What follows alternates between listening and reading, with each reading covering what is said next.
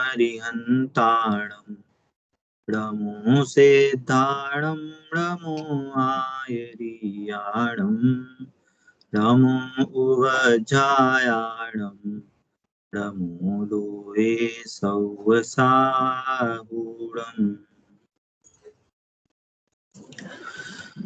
पिछली क्लास में हमारी चर्चा हुई थी कि धर्म किसे कहते हैं, है ना। धर्म की 3 परिभाषाओं पे हमारी चर्चा हुई, है ना। पहला धर्म क्या था, पहला धर्म की परिभाषा क्या थी? वस्तु का स्वभाव धर्म है ना। ये त्रिकाल धर्म है, इसका कभी नाश नहीं हो सकता, है ना। हर वस्तु का अपना एक धर्म होता है, उस धर्म के अनुसार, उस स्वभाव के अनुसार उस वस्तु को वैसा उसका स्वभाव कहा जाता है। जैसे चीनी का स्वभाव मिठास है चीनी का, तो चीनी का धर्म क्या हुआ?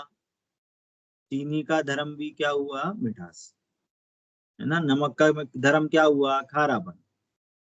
पानी का धर्म क्या हुआ? कि शीतलता, है ना। तो जैसा, अब ये जो स्वभाव है, ये इसमें डिफरेंस, मतलब इसमें एक आइडेंटिफिकेशन वाली या एक कहना चाहिए इंपॉर्टेंट बात क्या थी कि ये त्रिकाल है, हर अवस्था में पाया जाएगा, हर जगह पाया जाएगा। चीनी कहीं पे भी हो वो मिठास ही करती है, चाहे समुद्र में पड़ी हो, चाहे गन्ने के साथ हो, चाहे किसी दूध में डाल दी या कहीं भी डाल दी, किसी मिठाई में डाली, वो हमेशा मिठास ही करती है ना। तो ये क्या हुआ था हमारा, इसको हमने बोला था त्रिकाल धर्म। बट इस त्रिकाल धर्म से हमें सुख शांति कैसे मिलेगी, है ना। अब हम जब अपने निर्णय के लिए आए, अब हम अपनी बात जब कर रहे हैं, तो हमारा स्वभाव क्या है, हमारा धर्म क्या है? कि हमारा धर्म है जानना, है ना। तो हमारा त्रिकाल धर्म क्या है?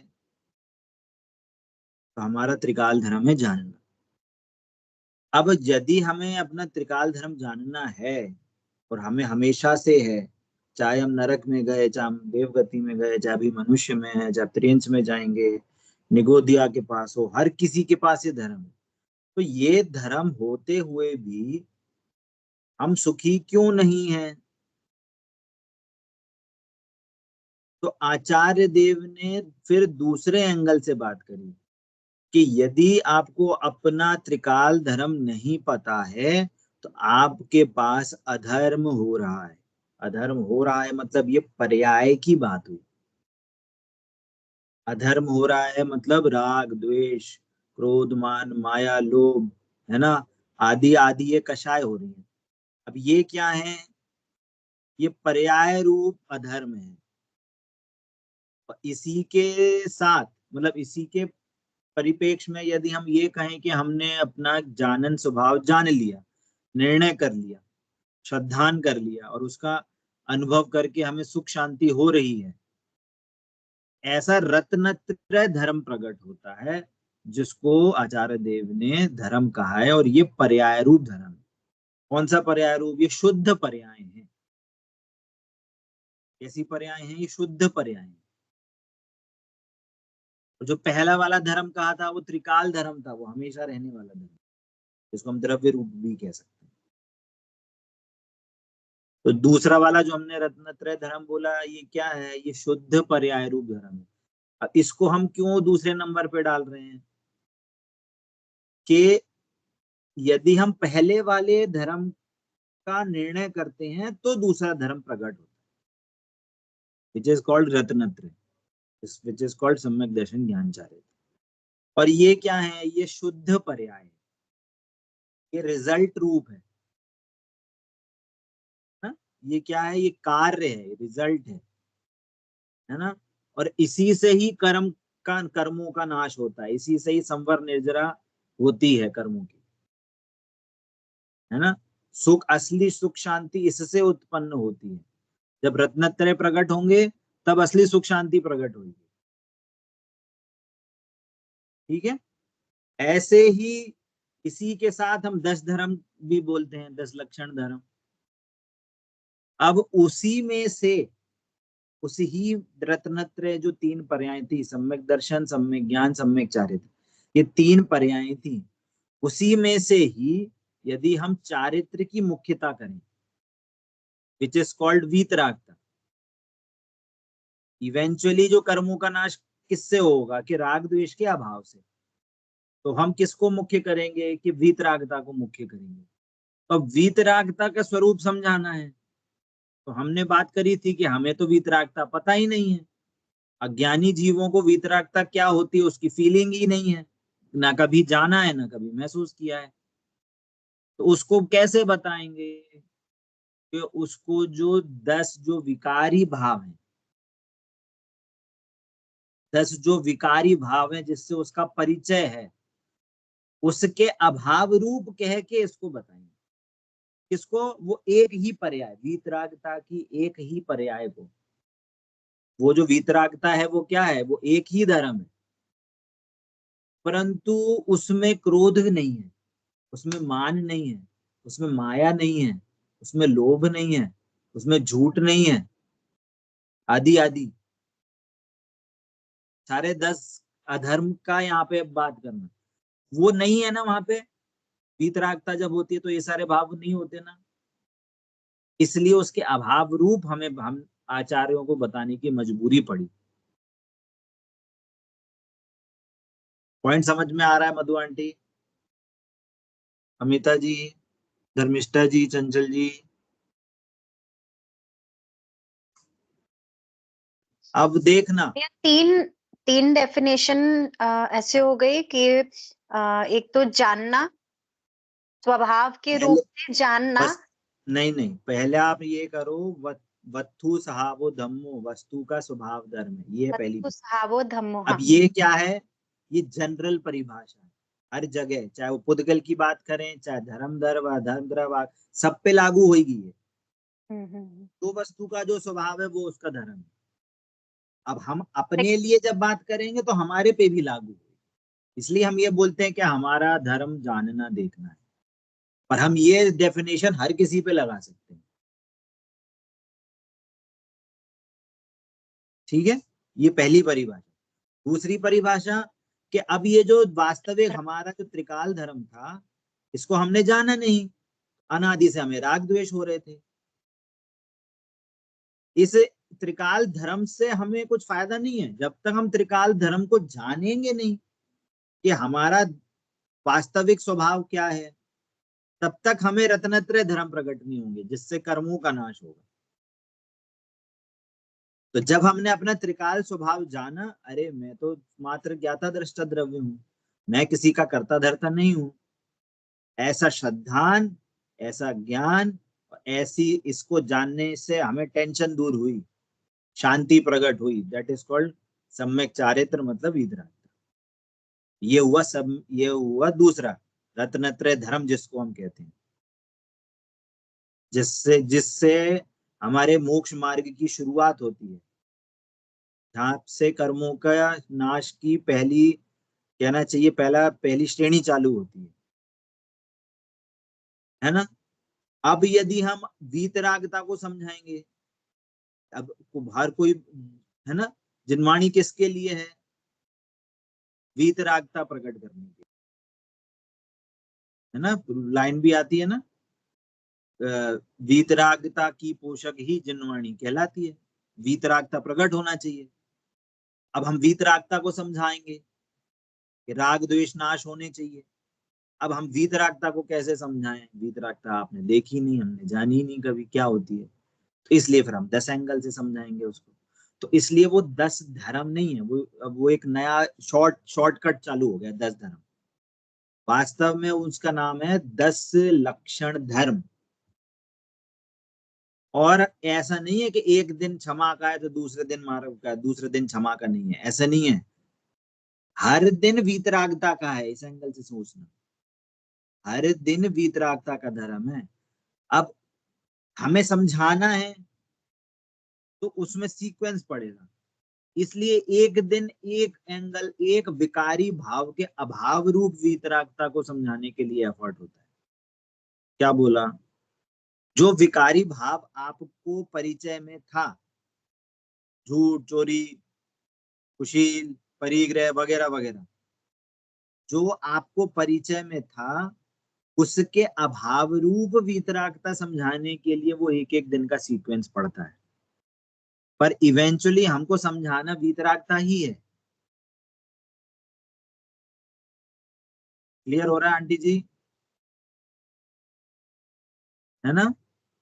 अब समझना, अब हम इसके थोड़ा सा आगे चलेंगे। इतना क्लियर हुआ कि 10 धर्म नहीं होते, एक धर्म होता है, परंतु समझाने के लिए हमें जो मतलब आचार्य देव को जो मजबूरी पड़ रही है कि आपको विकारी भावों के अभाव रूप समझाना पड़ रहा है, इसलिए वो है वो एक ही धर्म। ठीक है? अब क्या बात आती है? अब चौथी परिभाषा, है ना? आज मेरे पास थोड़ा पेन पेपर नहीं है, तो अभी मैं ओरल बोलूंगा, नेक्स्ट क्लास में मैं नोट्स में ऐड कर दूंगा।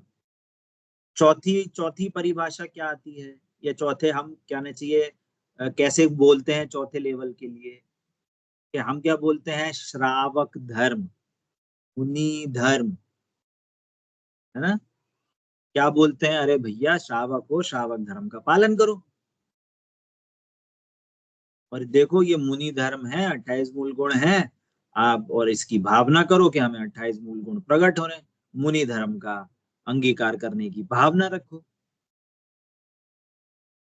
बोलते हैं ऐसा, बोलते हैं कि नहीं बोलते? बताइए, कहाँ गए सब लोग?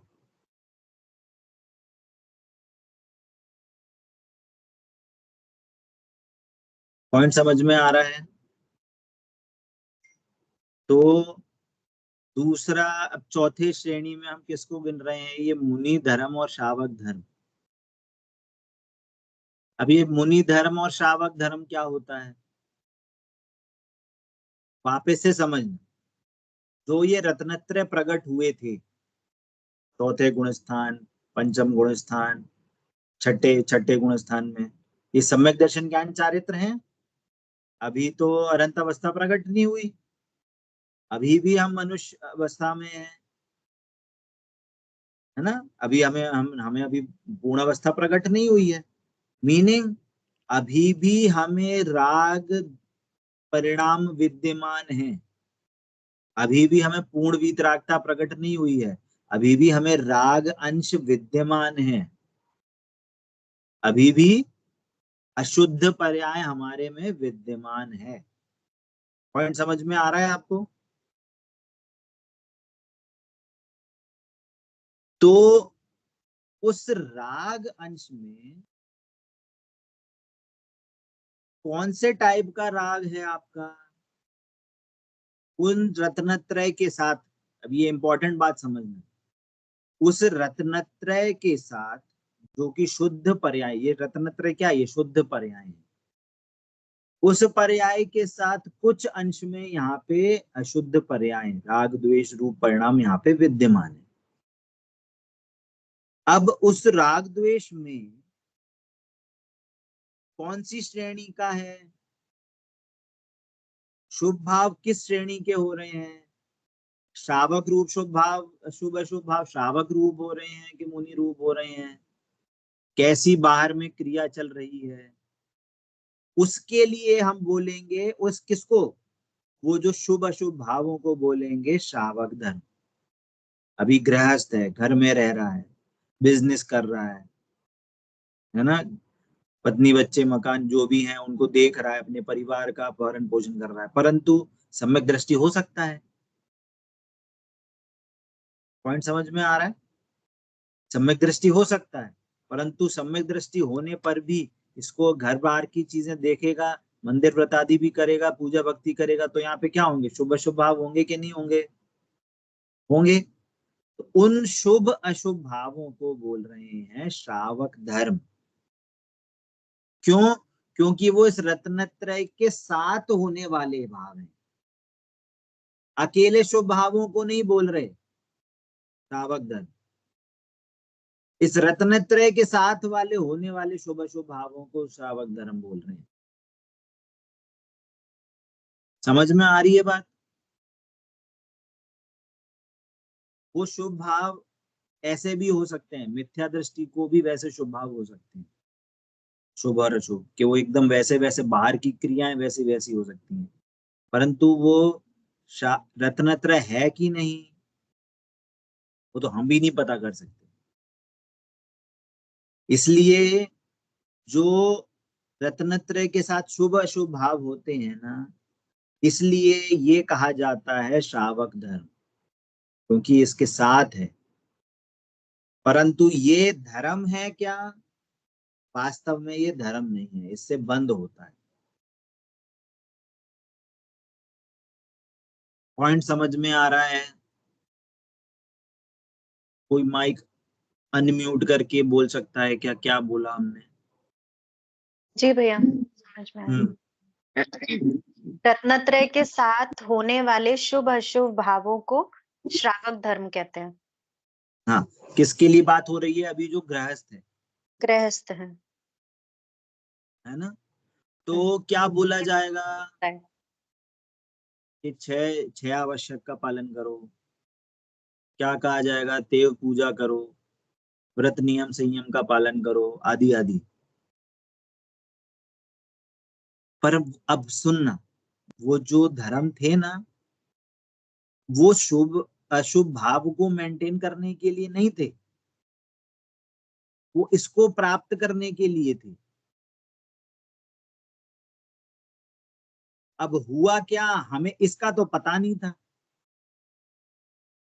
और इसमें भी हमने किसकी मैचिंग कर ली? हमने सिर्फ शरीर की एक्टिविटी की मैचिंग कर ली। तो वो शावक धर्म नहीं है। शरीर की एक्टिविटी की मैचिंग करना शावक धर्म नहीं है। वो छह आवश्यक किसके लिए थे? एक आवश्यक को मेंटेन करने के लिए कि मैं आत्मा हूं, और मैं आत्मा तक अगर लीन नहीं हो पा रहे, एटलीस्ट शुभ कार्यों में, शुभ प्रसंगों में, सत्संगों में, गुरुओं की सेवा में, धर्म की सेवा में लगो, तो एटलीस्ट आपके भाव धर्म, जैन धर्म के देवशास्त्र गुरु के समीप रहेंगे, तो आप वापस से आत्मा का ध्यान कर सकते हो, आत्मा की प्राप्ति कर सकते हो। परंतु वो नहीं सीखा। क्या सीख लिया? रोज जाके पूजा करनी है, रोज जाके पैर दबा के आने हैं, रोज जाके मंदिर में 100 रुपए डाल के आने हैं, रोज जाके 1 घंटा पुस्तक पढ़नी है ना, पूजा भी करनी है, स्वाध्याय भी करनी है, बगल में पूजा भी सुनते जा रहे हैं, बगल में तत्व सूत्र भी सुनते जा रहे हैं। ये वाली कहानी हो जाएगी। पॉइंट समझ में आया? इसीलिए रत्नत्रय के साथ होने वाले शुभ भावों को मुनि धर्म, सुनना, कह देते हैं, कहते हैं। क्यों? क्यों? उनका प्रयोजन है। ये जो शुभ भाव है ना, वास्तव में जो ये शुभ भाव है ना, उनका सम्यक ज्ञान कराने के लिए, कि यदि कोई ज्ञानी धर्मात्मा होगा तो वो इस रूप प्रवर्तन करेगा। कैसा? कि वो व्रत आदि पालेगा, वो मंदिर रोज जाएगा, वो क्या करेगा? पानी छान के पिएगा, बाजार की वस्तुएं नहीं खाएगा, आदि आदि, है ना। अष्टमी चतुर्दशी को उपवास रखेगा। तो ये सब किसकी एक्टिविटी थी? ये वो शुभ भावों के अकॉर्डिंग वो बाहर की एक्टिविटी चल रही थी, है ना।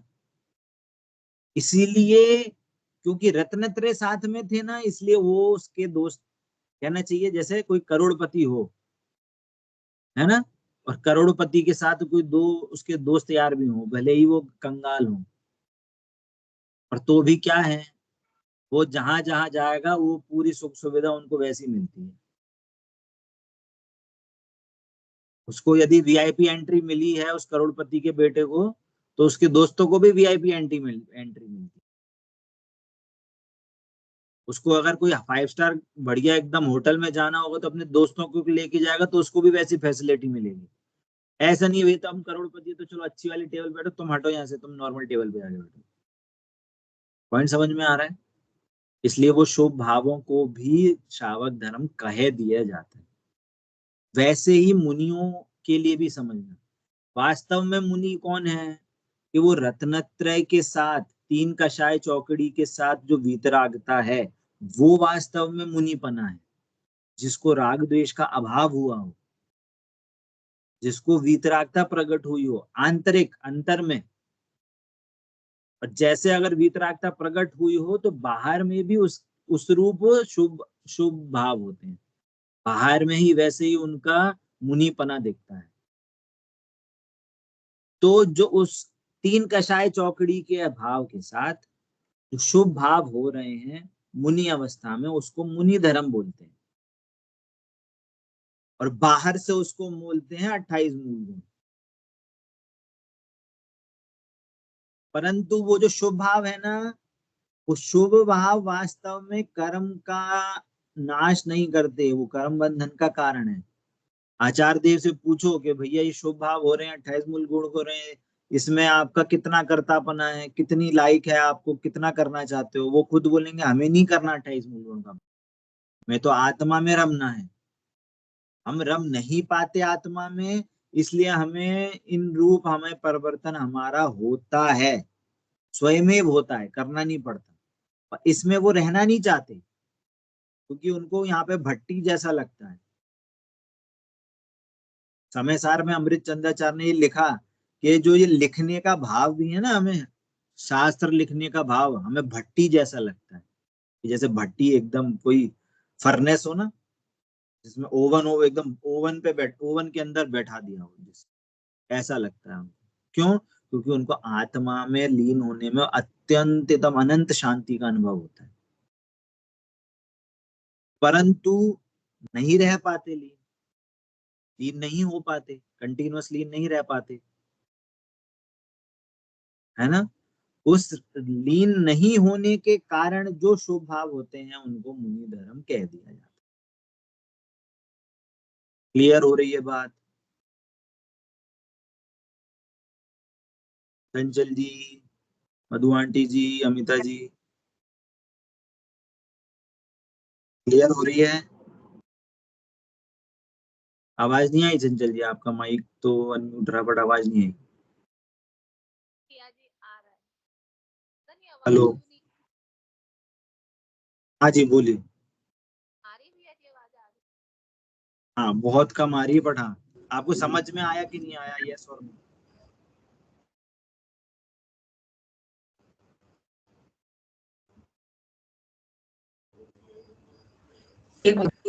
हाँ मधु आंटी जी, आप पूछिए, क्या पूछ रहे हैं?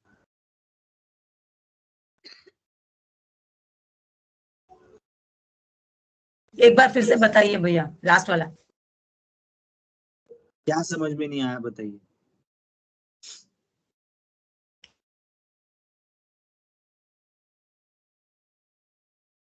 मैंने बोला जो मुनि धर्म, जैसे हमने श्रावक धर्म में बोला, वैसे ही मुनि धर्म में लास्ट वाला जो आपने लास्ट में बताया, जो वीतरागता है वो वास्तव में मुनि धर्म है, वहां पे वो शांति का अनुभव करते हैं, परंतु उसके साथ जो शुभ भाव होता है उसको मुनि धर्म कह दिया जाता है, पर वास्तव में वो मुनि धर्म नहीं है। क्यों? क्योंकि उससे उनको बंध होता है, कर्म बंधन होता है उससे।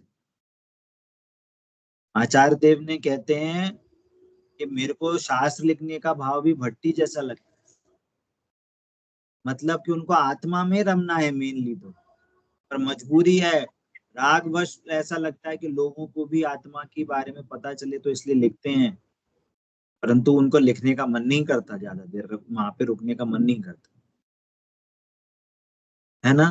तो आज हमने दो और चीजों की बात करी, श्रेणी एक ही है, मुनि धर्म श्रावक धर्म, मीनिंग ये शुभ भावों के साथ, है ना, शुभ भावों के साथ, सॉरी, रत्नत्रय के साथ जो शुभ भाव एग्जिस्ट कर रहे हैं उसको हम धर्म कह देते हैं,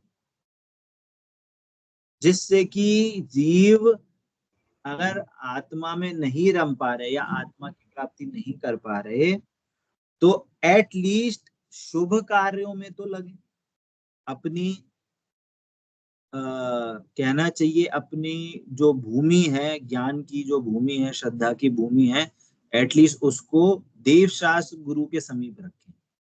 उस भूमि में उसको इतनी नमी रखें कि यदि उसमें सम्यक्त्व का बीज जाए तो अंकुरित हो सके।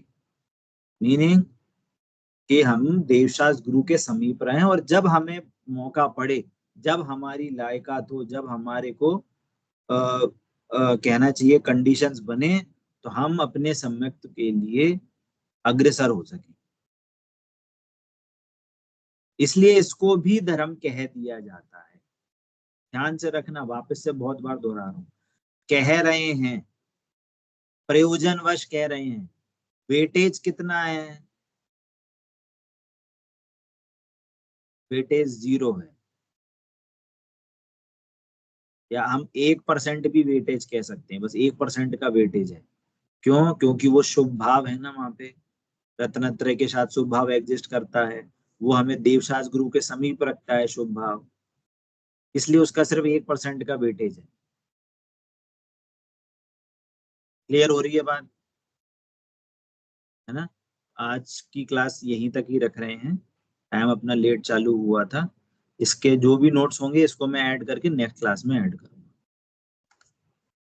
ठीक है, अभी तक किसी को कोई प्रश्न है तो पूछ सकते हैं।